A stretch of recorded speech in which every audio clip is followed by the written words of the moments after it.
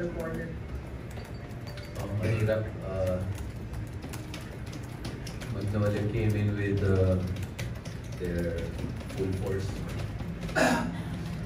Nung previous game sila, medyo nag-struggle sila kasi hindi sila kompleto. Pero nung nakompleto sila, Paul's playing, Lucero's playing, so they're a different team.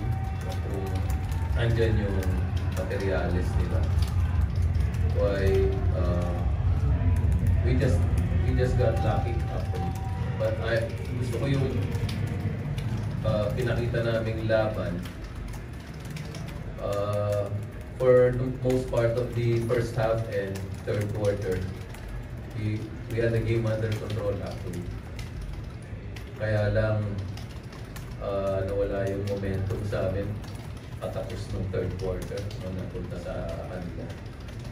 And ako, I think the good thing about this is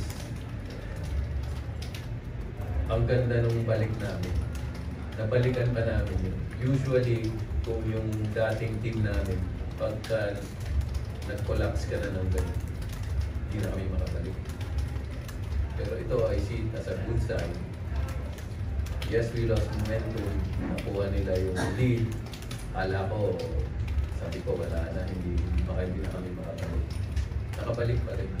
So, hindi sabihin, nag-iiba na yung karakter ng team.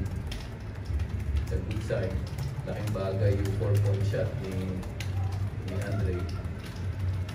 At siyempre malaking tulong yung foul situation ni Patrick. But that's really the way to win a game. Kung nawalan ka ng momentum, you must just find a way to get back into the game. And that's what we did. That's why, if for that alone, magandang panalo ito kahit hirap ka.